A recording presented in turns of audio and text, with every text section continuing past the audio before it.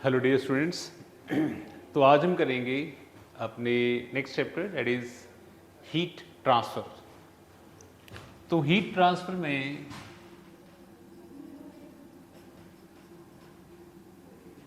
हमारे पास दो टॉपिक्स हैं। पहला है कंडक्शन। तो कंडक्शन इज बेसिकली अगर आप किसी रॉड को हीट कर रहे हैं तो transfer of heat from one part two other without involving the movement of material particles. तो हीट जैसी पार्टिकल गेन करते हैं दे स्टार्ट वाइब्रेटिंग और हीट को आगे ट्रांसफर कर देते हैं। तो बेसिकली हीट फ्लो करती है, मटेरियल पार्टिकल्स मूव नहीं करते हैं, that is called conduction. Clear है? तो कंडक्शन में the law is rate of flow of heat, rate of flow of heat that is dq by dt is equals to या proportional to कितना area in contact है, जितना area of cross section है, and temperature gradient. Correct?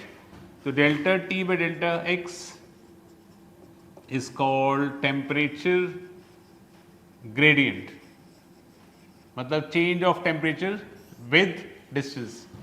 तो D Q by D T equals to K A delta T upon delta x.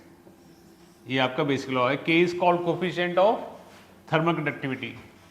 के is called coefficient of thermal conductivity. Conductivity correct है। अब तो rate of flow of heat that equals to delta T upon delta X by K E लिख सकते हैं हम। अगर हम ओम्स लगाते हैं तो I equals to V by R. What is I? Basically rate of flow of charge that equals to potential difference, potential difference upon resistance, upon resistance. Correct है? अगर कंपेयर करें तो this is rate of flow of charge, this is potential difference, this is temperature difference, this resistance is called thermal resistance. तो thermal resistance जो आपको मिलेगा वो क्या मिल जाएगा आपको? डेल्टा एक्स अपॉन के ए या एल अपॉन के ए आ जाएगा। करेक्ट? इट मीन्स अगर रॉड हमारे पास है तो ये होगी इसकी लेंथ, ये हो गया एरिया ऑफ क्रॉस सेक्शन, तो फॉर्मूला थर्मल रेजिस्टेंस का एल अपॉन के ए आ जाएगा। A is area of cross section, K is coefficient of conductivity. Correct? अगर आप दो रॉड्स को सीरीज में लगा रहे हैं, अगर आप दो रॉड्स को सीरीज में लगा रहे हैं, करेक्ट है, तो सीरीज में rate of flow of heat क्या रहता है? हमेशा कांस्टेंट रहता है। क्या रहता है? कांस्टेंट। इन दैट केस जो नेट रेजिस्टेंस होगा वो सीरीज में एल्जेब्रिक सम हो जाएगा। वहीं अगर सपोज आप दो रॉड्स को पैरेलल में लगा रहे हैं, एक इधर एक इधर, तो जो हीट आ रही होगी कुछ पोर्शन यहाँ कुछ पोर्शन यहाँ, तो वहाँ जो नेट रेजिस्टेंस आएगा वो 1/R1 प्लस 1/R2 हो जाएगा। क्लियर है? तो एक क्वेश्चन के साथ क्लियर करता हूँ कैसे करना है इसको एक बार, जस्ट इन केस। तो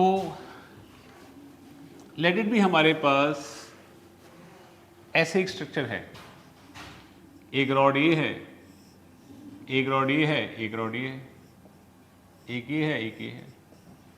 क्लियर है?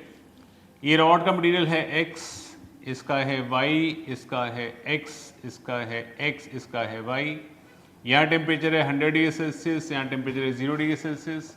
बाकी लेंथ और एरिया सेम है सबका, लेंथ एंड एरिया सबका सेम है। करेक्ट है?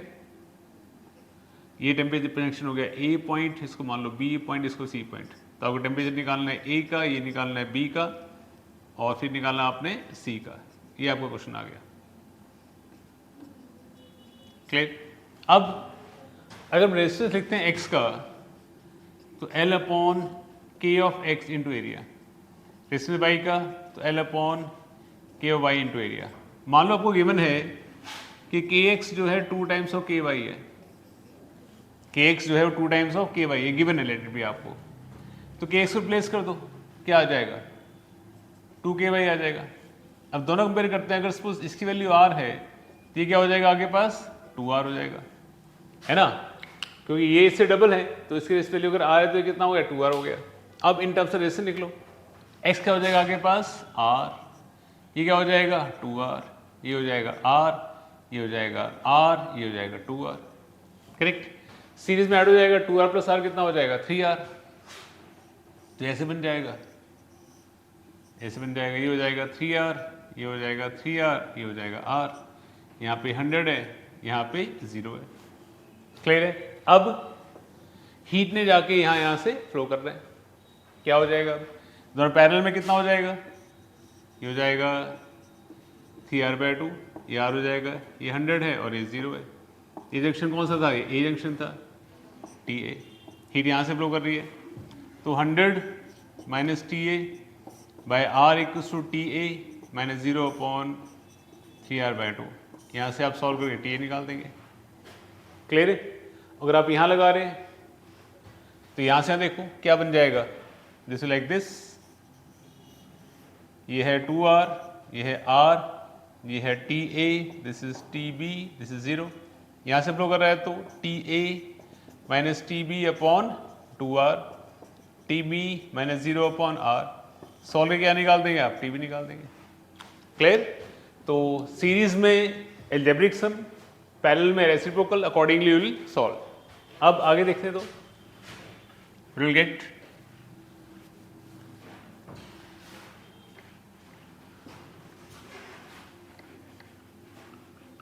नेक्स्ट हमारे पास आता है is the growth of ice in a pond, growth of ice in a pond.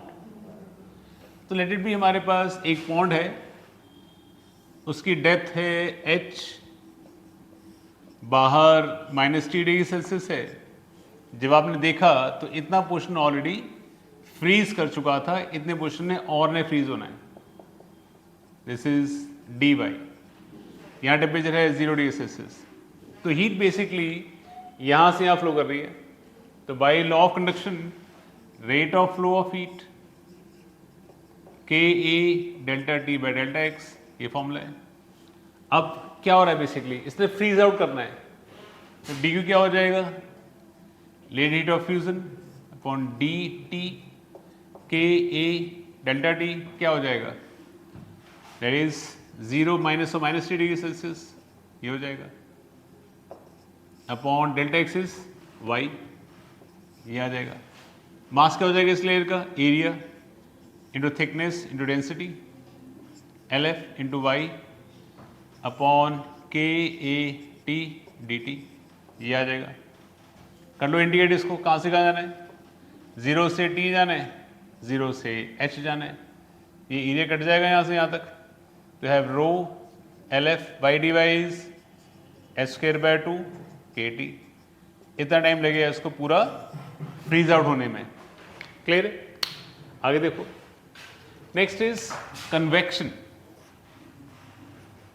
Convection, what is convection basically, तो जब भी हीट फ्लो करती है विद इन मटेरियल और इन्वॉल्व करती है मूवमेंट ऑफ मटेरियल पार्टिकल्स, जैसे अगर सिर्फ पानी को आप कंटेनर में गर्म कर रहे हैं तो क्या होगा बेसिकली, पानी के मॉलिक्यूल्स कोई यहाँ जाएगा, कोई यहाँ जाएगा, कोई यहाँ जाएगा, कोई यहाँ जाएगा, इससे पानी पूरा इसके अंदर घूमेगा, करेक्ट है।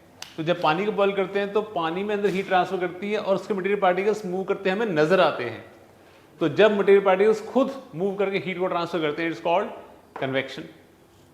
नेचुरल कन्वेक्शन में हम देखा होगा जब सी ब्रीज होता है, लैंड ब्रीज होता है, कि जब हवा गर्म हो जाती है तो अपने आप हवा फ्लो करती है from higher to lower temperature, that is again that is called convection, clear.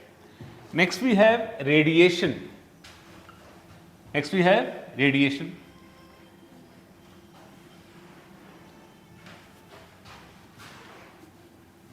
What is radiation? Radiation में हीट फ्लो करती है एक बॉडी से दूसरी बॉडी की तरफ without heating the intervening medium. बीच का मीडियम हीटअप नहीं होता है, the flow of heat from one body to another without involving the movement of या without heating up the intervening media is called radiation. इसको हम रेडिएशन कहते हैं. तो इन दैट केस रेडिएशन में rate of flow of heat क्या हो रहा है? बेसिकली हीट फ्लो कर रही है from higher to lower temperature. जैसे आपके पास कोई बॉडी है, आपको हीट डाल रहे हैं उसके अंदर, आपने क्यों डाली? कुछ पार्ट रिफ्लेक्ट कर जाएगा, कुछ पार्ट एब्जॉर्ब कर लिया जाएगा, कुछ पार्ट ट्रांसमिट कर दिया जाएगा. ये हुआ रिफ्लेक्टेड, ये हुआ एब्जॉर्ब्ड और ये हुआ transmitted. The ratio of heat reflected to incidented is called reflectance. इसको रिफ्लेक्टेंस कहते हैं. And ratio of heat energy absorbed to incidented is called absorptance कहते हैं इसको. Ratio of heat energy transmitted to incidented is called transmittance. अगर दोनों को हम ऐड कर ले, तीनों को रादर, तो क्या आ जाएगा? तो R plus A plus T आ जाएगा Q1 by Q plus Q2 by Q plus Q3 by Q. ये हो जाएगा Q1 plus Q2 plus Q3 by Q that equals to again Q by Q equals to 1. तो reflectance plus absorptance plus transmit equals to 1 आ जाएगा. अगर कोई transmittance नहीं हो रही है तो R प्लस A क्या आ जाएगा? 1. इट मीन्स जो गुड एब्जॉर्बर्स हैं वो बैड रिफ्लेक्टर्स हैं और जो गुड रिफ्लेक्टर्स हैं वो बैड एब्जॉर्बर्स हैं. ठीक है, आगे देखो. जब आप किसी बॉडी को हीट करते हैं तो इनिशियली रेडिएशन को एब्जॉर्ब करती है और जब आप हीट करना बंद कर देते हैं तो रेडिएशन को एमिट करती है. करेक्ट है. तो जब आप किसी बॉडी को हीट कर रहे हैं तो the amount of radiation absorbed per second per unit area around particular wavelength is called monochromatic absorptance कहते हैं उसको. आई होप यू अंडरस्टैंड कि जब आप किसी रेडिएशन को एब्जॉर्ब कर रहे हैं per second per unit area around a particular wavelength, it's called monochromatic absorptance. And around all possible wavelength is called spectral absorptive power. Spectral absorptive power, that is indication of A lambda D lambda from 0 to infinity. Correct. तो जो radiations हम absorb कर पा रहे हैं around particular wavelength is called monochromatic absorptance और radiations हम absorb कर पा रहे हैं around all possible wavelength is called spectral absorptive power. Correct. फिर आता है हमारे पास monochromatic emittance. Monochromatic emittance correct है. That is called E lambda. The radiations emitted by body per second per unit area around a particular wavelength. Correct. जब radiation emit कर रही है body per second per area around particular wavelength is called monochromatic emittance. और जब emit करेगी around all possible wavelength is called spectral emissive power. Spectral emissive power. That is indication of E lambda D lambda from 0 to infinity. समझ गए. जब आप किसी body को heat up कर रहे हैं तो रेडिएशन को इनिशियली वो एब्जॉर्ब करेगा. एब्जॉर्ब करना बाद जब आप रेडिएशन हीट करना बंद कर देंगे तो रेडिएशन इमिट करेगा. तो radiation absorb per second per area around particular wavelength is called monochromatic emittance around all possible spectral absorptive power. जो इमिट करेगा around particular wavelength is called monochromatic emittance and around all possible wavelengths is called spectral emissive power. And there comes Kirchhoff law. What is Kirchhoff law? Radiation. Kirchhoff law में बताता है Kirchhoff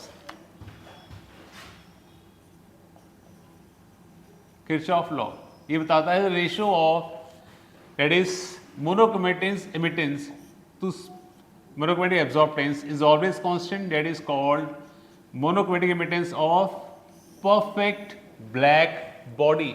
This is monochromatic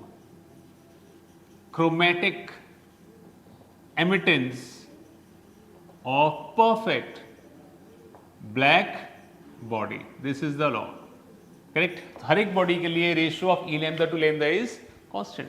clear? आगे देखो. Next is Stefan's law. What is Stephen's law? Stephen's law states that कि जब भी कोई body जो हीट अप है ऑलरेडी रेडिएशन को एमिट करेगी तो रेडिएशन से energy emitted per second per unit area, energy emitted per second per unit area, E is not energy, is energy emitted per second per unit area is proportional to fourth power of temperature, or E equals to sigma T4. Sigma is called Stephen's constant. Stephen's constant, इसकी value is 5.6710 is 2 power minus 8 joule पर second per minute area Kelvin minus 4, and value is again 5.6710 is 2 power minus 5 अर्ग per second per centimeter Kelvin minus 4. Correct है. CGS में value है, ऐसे में value है. Correct. तो radiation emitted by body is direct proportional to fourth power temperature, and this law is only for perfect black bodies के लिए. perfect black bodies के लिए. अगर कोई और बॉडी हो ब्लैक बॉडी की जगह तो फॉर्मूला क्या आ जाएगा? E equals to small e sigma T raised to power 4. किसी बॉडी के लिए for any other body, and small e is called emissivity, is just a constant, value lies from 0 to 1. Correct. Perfect black body के लिए value is 1. समझ गए? तो जब भी कोई बॉडी हीट करते हैं तो रेडिएशन इमिट करती है, energy emitted per second per unit area is proportional to fourth power temperature and that equals to sigma constant. This law is only for black bodies. किसी और बॉडी को लगाना है तो आपको स्मॉल ई को इंट्रोड्यूस कर देना है. ठीक है. अब देखो आगे. अब हर बॉडी जो है रेडिएशंस को एब्जॉर्ब भी कर रही है और रेडिएशन को एमिट भी कर रही है. करेक्ट है. मान लो सपोज हमारे पास कोई बॉडी पड़ी हुई है विच इज टेम्परेचर T1. ये बॉडी रखी हुई है टेम्परेचर T1 पर. सराउंडिंग टेम्परेचर T0 है. करेक्ट है. अगर T0 से बड़ा है रेडिएशन बाहर भी जा रही है अंदर भी आ रही है. P is radiant power. P है radiant power which is E into A and formula is E sigma A T raised to power 4. है ना. हमने किया था स्मॉल ई, वो था हमारा energy emitted per second per area, energy by time into area.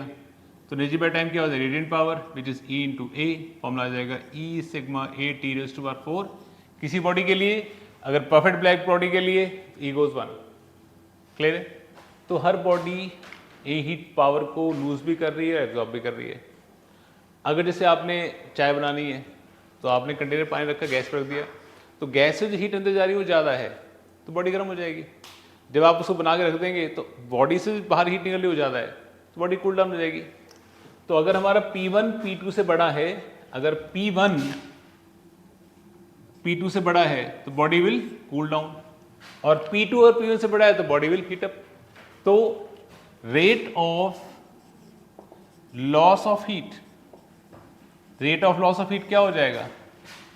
dq by dt वो हो जाएगा P1 minus P2 that equals to E sigma A T4 minus T0 raised to power 4. ये आ जाएगा. करेक्ट है. dq by dt. इसको थोड़ा सा मॉडिफाई कर दो. dq क्या होता है? mc dt by dt equals to E sigma A T4 minus T0 raised to power 4. तो you get dt by dt that equals to E sigma A by mc T4 minus T0 raised to power 4. ये आ जाएगा. तो in that case rate of cooling ये बन जाता है rate of cooling that equals to dt by dt. Formula बन जाएगा E sigma A by mc T4 minus T0 raised to power 4. ये बन जाएगा. और अगर सपोज मान के चलें कि सिस्टम का टेम्परेचर जो है सराउंडिंग से बहुत ज़्यादा डिफरेंस पर नहीं है, बहुत ज़्यादा डिफरेंस पर नहीं है, तो क्या हो जाएगा? इन दैट केस हमारे पास आ जाएगा, अगर मान लो T minus T0 is less than equal to 40 degree Celsius, तो ये लॉ बन जाता है न्यूटन्स लॉ ऑफ कूलिंग. ये बन जाता है Newton's law of cooling. Correct है। तो वहां पे क्या हो जाएगा, अब जानते हैं टी क्या है, T is T naught plus delta T. तो क्या मान के चले टी रेज टू पावर 4 क्या हो जाएगा, T naught plus delta T raise to power 4 हो जाएगा। इसमें टी नॉट कॉमन ले लो, 1 plus delta T by T raise to power 4 हो जाएगा। अगर डेल्टा टी बहुत छोटा है टी से तो एक्सपेंड कर दो इसको बाइनोमियली, तो क्या हो जाएगा, तो T four equals to T naught raise to power 4, 1 plus power into हो जाएगी 4 डेल्टा टी बाई टी आ जाएगा। Get T four equals to T naught raise to power 4 plus 4 delta T by T naught raise to power cube हो जाएगा। Correct. तो T four minus T naught raise to power 4 क्या आ जाएगा, 4 delta T naught raise to power cube भी आ जाएगा। हम ही जानते हैं कि सराउंडिंग टेम्परेचर क्या रहता है, कांस्टेंट रहता है। अगर आप एक रूम में एक चाय का कप रख दे गर्म करके तो रूम थोड़ी गर्म हो जाएगा। तो स्मॉल चेंज की वजह से आपके सराउंडिंग टेम्परेचर जो है ऑलमोस्ट कांस्टेंट रहता है। इट मीन्स 4 भी कांस्टेंट है, टी नॉट भी कांस्टेंट है, तो इसमें डिफरेंस किसके प्रोपोर्शनल हो गया, डेल्टा टी के। तो जहाँ टेम्परेचर डिफरेंस आपका 40 से कम हो जाता है, न्यूटन्स लॉ ऑफ कूलिंग क्या बन जाता है, तो बन जाता है d T by D T equals to constant t minus T naught, ये बन जाता है।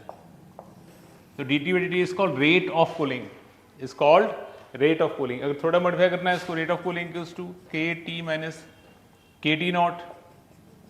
करेक्ट है। तो y equals to m x plus c लगा दो, तो क्या हो जाएगा, ग्राफ प्लॉट करोगे तो इंटरसेप्ट क्या हो गया, negative, graph goes like this, ऐसे चला जाएगा रेट ऑफ कूलिंग टेम्परेचर के साथ। क्लियर। और मॉडिफाई करना, थोड़ा और मॉडिफाई कर दो इसको, क्या बन जाएगा, will get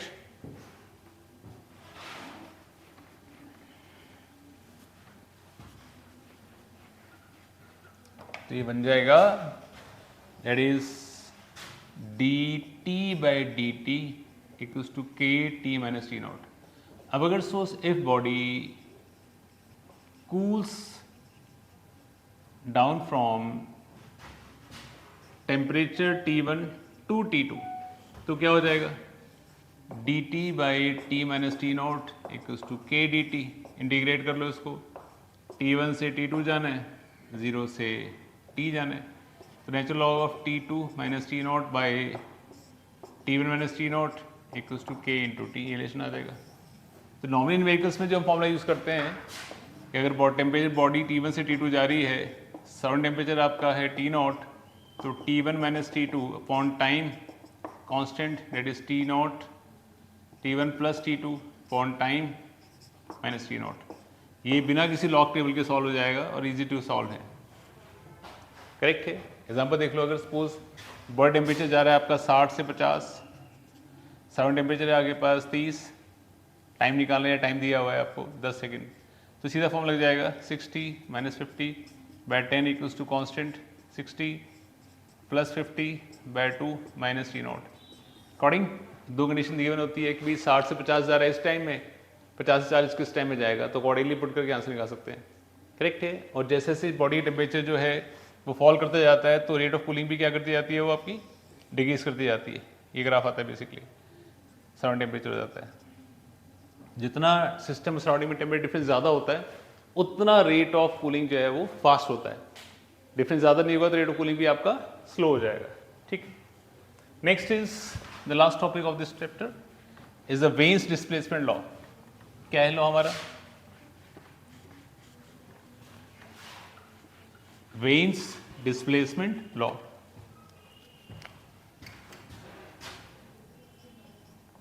veins displacement law क्या लॉ कहता है, ये लॉ कहता है अगर हम किसी बॉडी को हीट कर रहे हैं तो उसके बाद जब हीट करना बंद कर देते हैं तो बॉडी रेडिएशन इमिट करती है।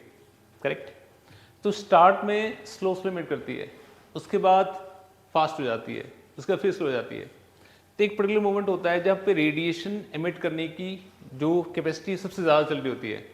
करेक्ट। मतलब वेवलेंथ उस वक्त पर जब आपकी मैक्सिमम स्पेक्ट्रल रेडियंसी है, मतलब rate of emission is maximum, so that kind the wavelength corresponding to maximum spectral radiancy inversely proportional to temperature।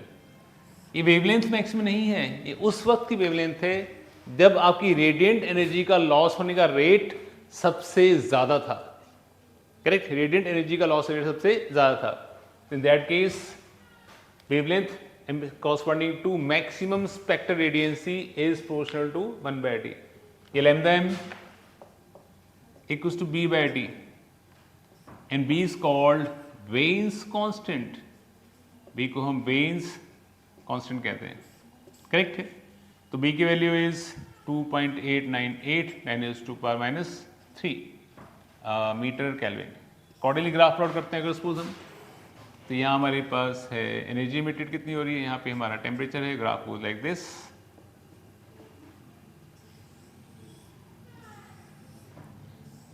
Correct है। तो जैसे जैसे टेम्परेचर आपका डिक्रीज कर रहा है वैसे वैसे लैम्डा आपका इंक्रीज कर रहा है। T1 is more than T2 is more than T3, lambda 1 is less then lambda 2 is less then lambda 3 accordingly, correct है। तो डेट इज आपके पास ये हमारा टॉपिक था, लास्ट टॉपिक चैप्टर का। तो आज के लिए इतना ही, नेक्स्ट वीडियो हम अपलोड करेंगे ऑन थर्मोडायनेमिक्स, ठीक है। आज के लिए इतना ही।